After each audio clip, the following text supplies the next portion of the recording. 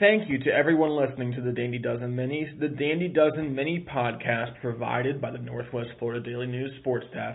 And also thank you to all of you who flock to northwestfloridadailynews.com, nwfdailynews.com, or rush to grab a daily print edition in the front yard or at the stores to read the awesome stories on our 12 Dandy Dozen high school football selections.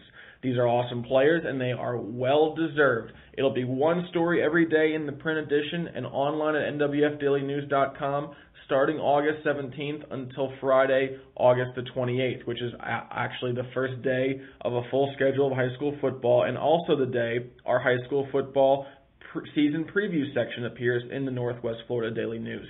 Before we get to the episode, I'd like to mention one of the sponsors in the Northwest Florida Daily News, Cake Masters. Hey, look, one glance at their accomplishments should show you why they are the top bakery along the Emerald Coast. Voted 2011 finest on the Emerald Coast, 2012 finest on the Emerald Coast, 2013, 2014, and 2015. 5 straight years voted finest on the Emerald Coast. They've been serving the area since 1971 and are located at 781 Beale Parkway, Northwest in Fort Walton Beach. They support high school sports. We should support them. Hello, everyone. Devin Golden with the Northwest Florida Daily News sports writer here, and I've got Scott Armfield actually on the phone with me. The beauty of technology is that we can now record and do podcasts over the phone. No computer program needed, just a little bit of an iPhone app. Scott, how are you doing? It's Friday, and I think I'm getting you up before your scrimmage game, correct? Yes, sir. I'm just relaxing with some teammates right now. I'm getting ready to go to practice and play some. Heading into your senior year at Niceville. I believe that you were the player who had interceptions on the first play of like the first 3 or 4 games last year. Was that the first two? The first two. Okay, but you guys at least at Niceville had a stretch of like 3 or 4 games where the very first play a team ran. Usually it was always a pass. I don't know why teams just didn't learn to say, you know what, we're going to kneel on the first play. But it was the first play, and it was always an interception. I don't know what it is. I don't know what happened there. I don't know how that's possible. But it seemed like you know right from the start, man, you guys were just getting after the ball in those first few games. Yeah, that's what we try to do. Just really start the game off. Set the tone, especially on defense. Okay. Tell me a little bit about the team this year compared to last year. What do you feel is different? I mean, 2 years ago, you guys made it all the way to the state championship. Last year, you made it all the way to the state semifinals, region championships, district championships, both seasons. What's different this year? Because obviously those 2 seasons, you can't say they're disappointing because you obviously were able to able to claim district and region championships. But I know you guys want to be state champions. That's the end goal. So what's different? What do you feel like is going to be the difference maker that gets you maybe to winning that last game?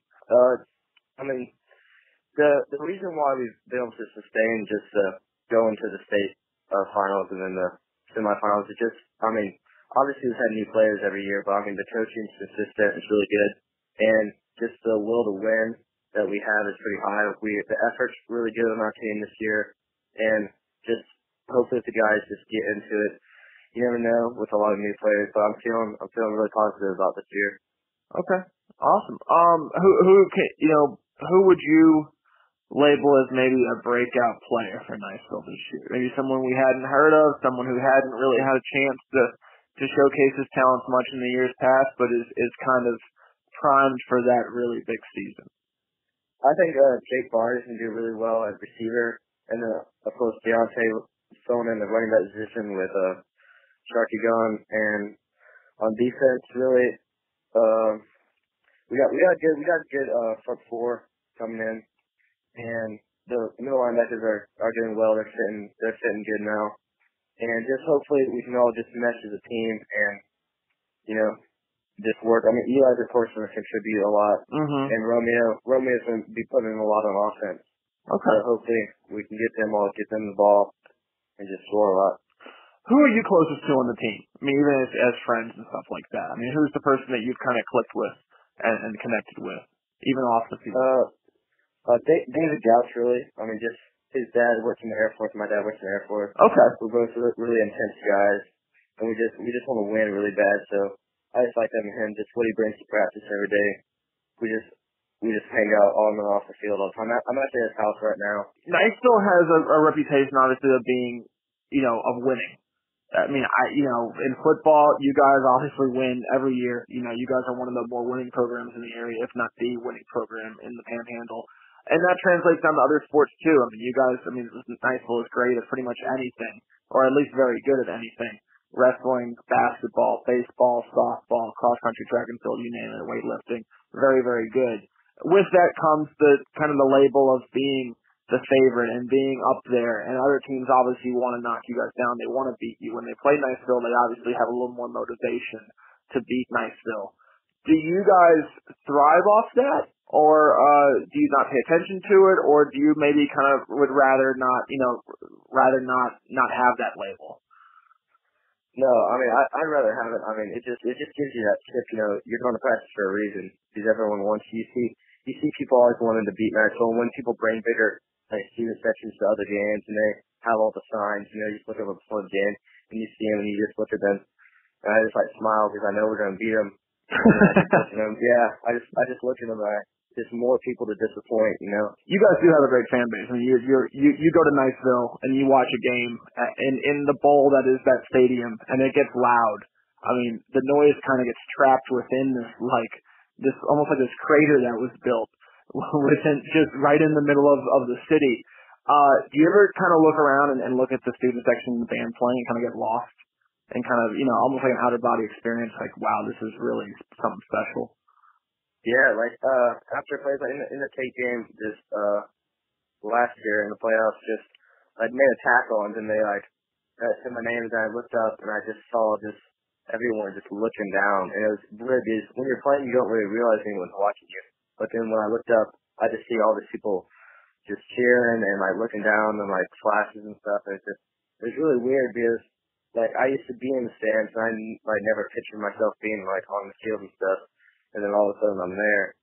It's really a great experience. What do you kind of put as the expectations for Niceville? I mean, you guys, again, you went to the state championship 2 years ago. You went to the state semifinals last year. Do you feel like anything short of a state championship would be a letdown, or I don't know? I don't know, a letdown. That's our goal.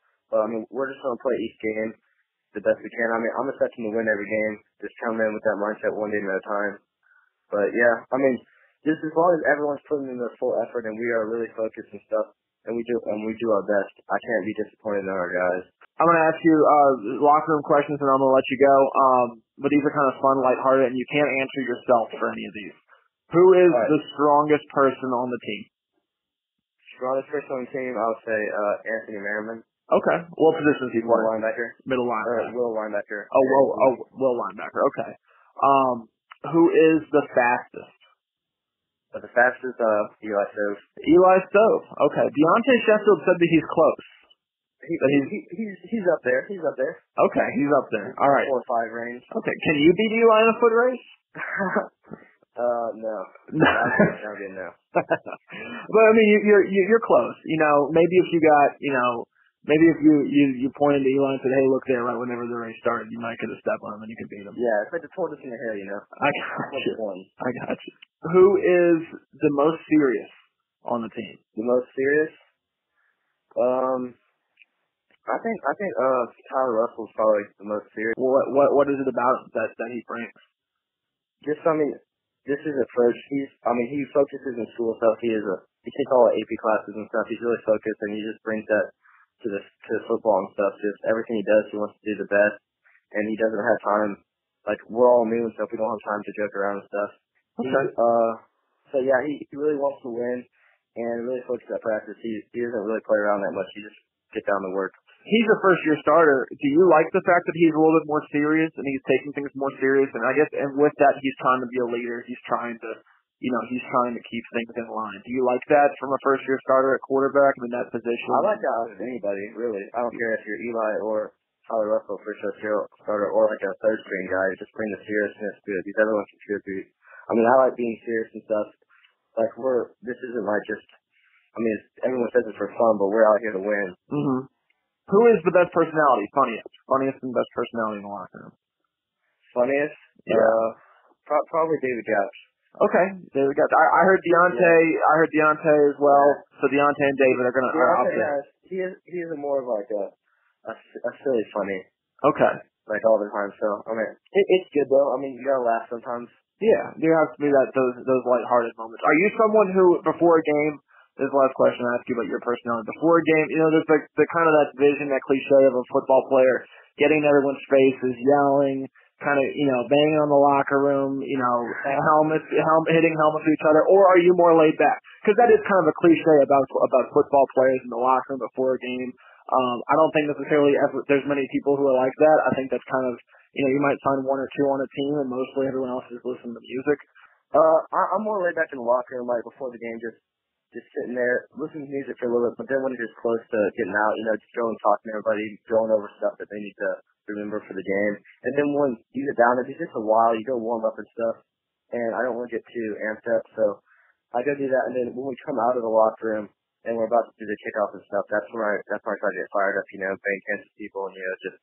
Okay. Okay. So, yeah. Okay. So you try and pace yourself and try and time it right. So that you're not like getting yourself way up so that you're tired and you're coming back down at the wrong time. Okay. Well, that makes sense. Congratulations also on being selected for the Dandy Dozen. But I appreciate doing this podcast, and good luck for the season. I know everyone will be watching. Thank you so much for your time. All right, man. Thank you.